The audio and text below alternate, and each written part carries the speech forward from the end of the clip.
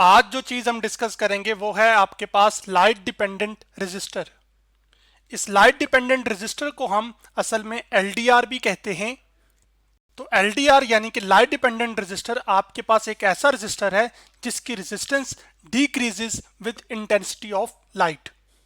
यानी कि एक एलडीआर आपके पास, जैसे कि आप इस तस्वीर में देख सकते हैं, इसकी खास बात ये होती है कि जब रोशनी की किरणें यानी लाइट रेज इस पर फॉल करती हैं यानी कि गिरती हैं, जिनको चले यहां पर लेबल भी कर देता हूं, तो असल में इन लाइट रेज की एक प्रॉपर्टी है जिसको हम इंटेंसिटी ऑफ लाइट कहते हैं, जो कि असल में है how strong a light is, यानी कि रोशनी कितनी स्ट्रॉन्ग है, यानी कि वो कितनी ज्यादा ब्राइट लाइट है या फिर कितनी ज्यादा डिम लाइट है। तो जितनी ज्यादा ब्राइट लाइट होगी इंटेंसिटी ऑफ लाइट उतनी ज्यादा होगी, और जितनी डिम लाइट होगी असल में इंटेंसिटी ऑफ लाइट उतनी कम होगी।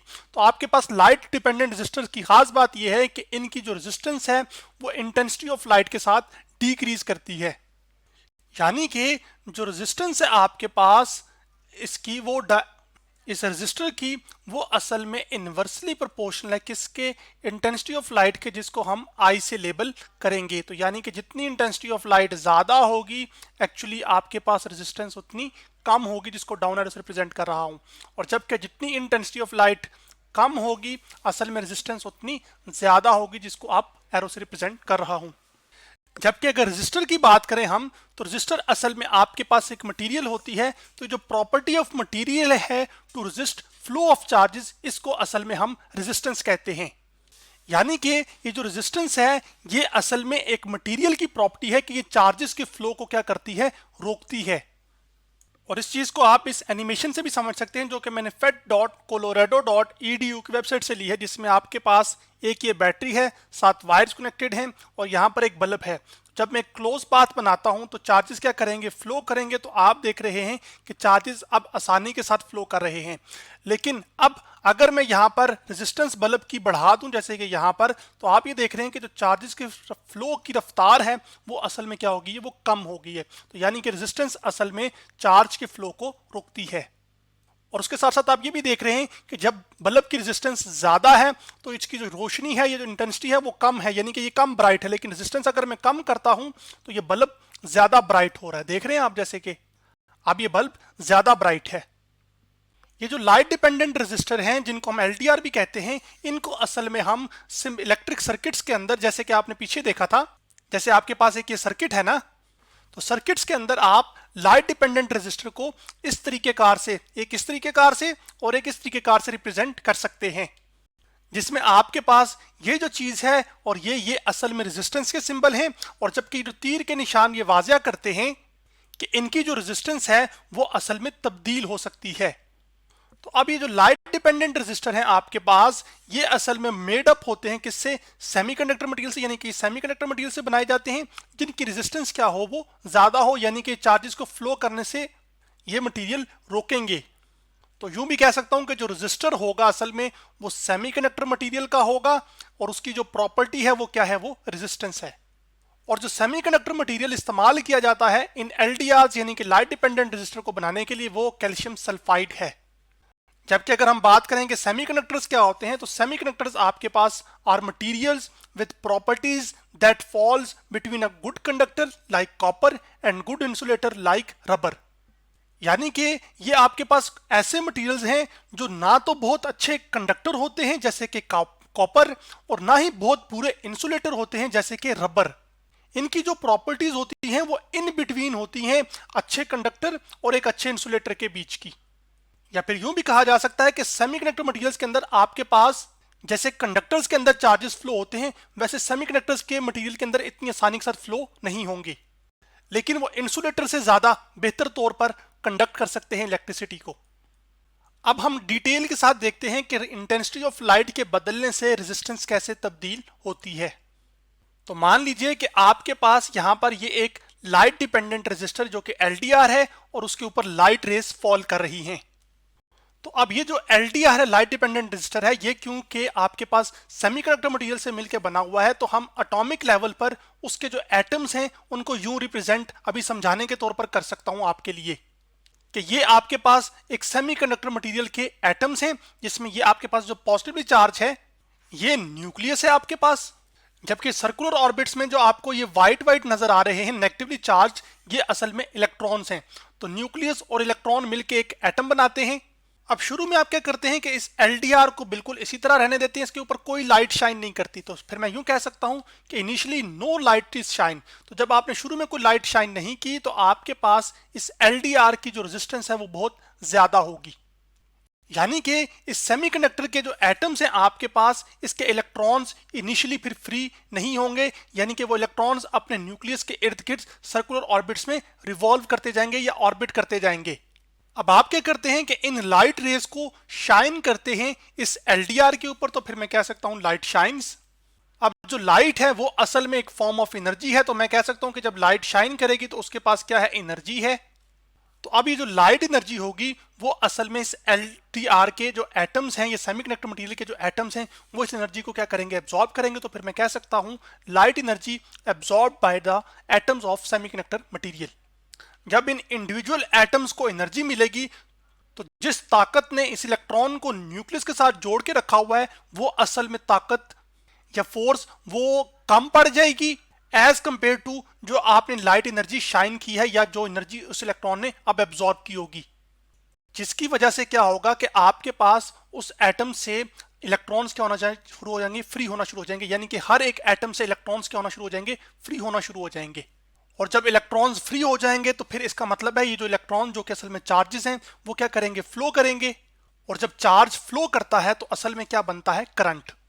तो शुरू में चूंकि रेजिस्टेंस हाई थी और कोई लाइट शाइन नहीं कर रही थी तो आपके पास किसी किस्म का कोई करंट फ्लो नहीं कर रहा था, जिसको मैं I इक्वल टू 0 भी कह सकता हूं। अब आपके लिए मसला बन जाएगा, इंटेंसिटी और करंट सेम सिंबल से लेबल किए जाते हैं, तो फिर मैं I प्राइम इस्तेमाल कर लेता हूं करंट को बताने के लिए कि I प्राइम आपका क्या होगा, वो 0 के बराबर होगा। लेकिन जैसे लाइट शाइन की तो आप करंट क्या होना शुरू हो गया, वो फ्लो होना शुरू हो गया। तो इसका मतलब ये होगा कि असल में आपके पास जो रेजिस्टेंस है वो क्या हुई है, वो डिक्रीज हुई है। और वो रेजिस्टेंस जो डिक्रीज हुई है वो इस बात की निशानदेही है कि असल में आपने लाइट को शाइन करवाया है। यानी कि लाइट की शाइन करवाने का मतलब ये है कि आपने असल में इंटेंसिटी दी है एक तरह से।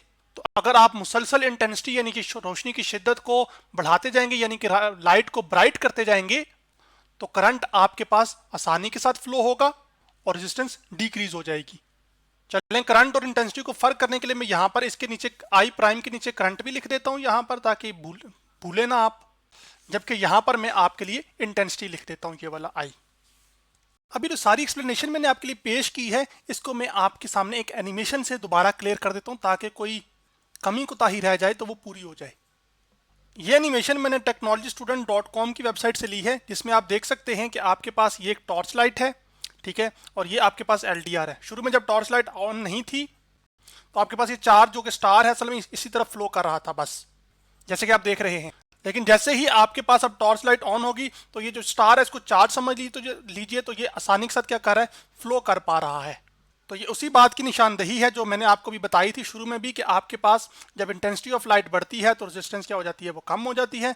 जबकि जब इंटेंसिटी ऑफ लाइट कम हो जाए, यानी कि या तो लाइट खत्म ही हो जाए, तो अगर डिम लाइट होगी तो इंटेंसिटी उसकी क्या होगी, कम होगी, तो फिर रेजिस्टेंस ज्यादा होगी। अगर ब्राइट लाइट होगी तो इंटेंसिटी उसकी ज्यादा होगी तो फिर रेजिस्टेंस कम होगी।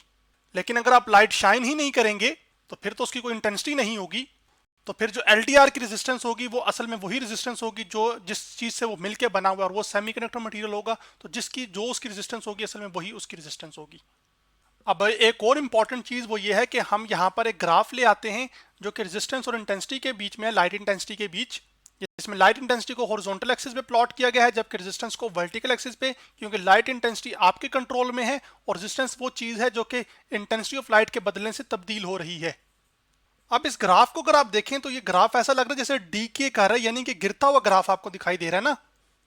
अब ये असल में हमेशा ये ग्राफ जो है ना, ये इनवर्सली प्रोपोर्शनल का जब भी ग्राफ बनता है तो वो इसी तरह का बनता है, डिकेइंग ग्राफ। इसके अंदर आप दो पॉइंट्स ले लीजिए, जैसे कि मैं आपके पास ये पॉइंट ले लेता हूं एक, या चलें तीन ले लेंगे। एक ये पॉइंट ले लिया मैंने, एक मैंने ये पॉइंट ले लिया, ठीक है, समझाने के तौर पे अभी, और एक ये मैंने ये पॉइंट ले लिया। दाएं जानिब लाइट की इंटेंसिटी बढ़ रही है तो मैं इसको इधर ट्रेस कर लेता हूँ वर्टिकली डाउनवर्ड, ठीक है।